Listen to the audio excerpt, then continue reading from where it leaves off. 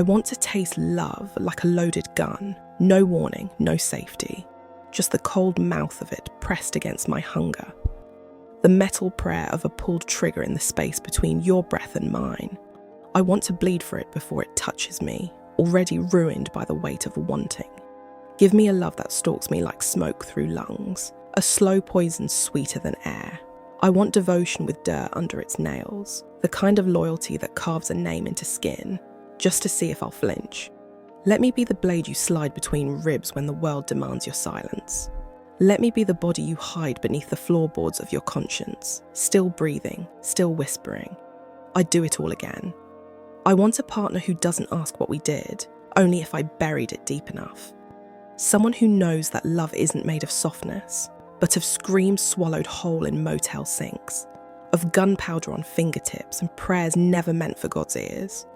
No roses, no white dresses, just you, slick with blood and memory, grinning like the devil finally came home. Just us, burning through towns that never saw us coming, our names rotting in the mouths of those who swore they'd never forget. I don't want rescue, I want ruin I can call mine.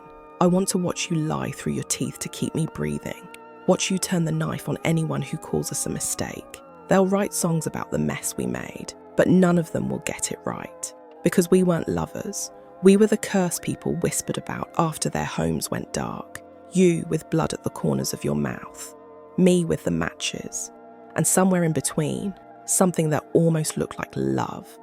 When the lights go out, I don't want peace. I want the last sound to be your voice saying, we never begged. I want to be buried next to the wreckage we made of the world.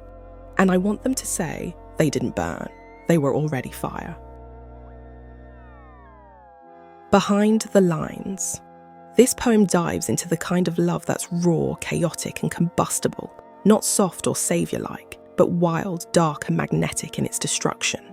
It's not about romance in the traditional sense. It's about obsession, about wanting love that's dangerous and consuming, something that doesn't save you but wrecks you in a way that feels holy. I wrote it for anyone who's ever craved intensity over comfort, ruin over rescue, and devotion that cuts deeper than words ever could. This isn't about flowers or happy endings. This is the kind of love that walks hand in hand with violence, secrecy, blood and longing. Not because it's toxic, but because it's honest about its nature. The speaker doesn't want to be healed. They want to burn. They want a connection that thrives in the shadows, that rewrites morality, and that carries a loyalty so fierce it would lie, fight, bury bodies, or burn cities down just to stay intact. There's something deliberately mythic about it, not in a fairy tale way, but in the way legends are built out of chaos and consequence. This love isn't about being remembered fondly. It's about leaving behind a trail so scorched, people can't help but whisper about it.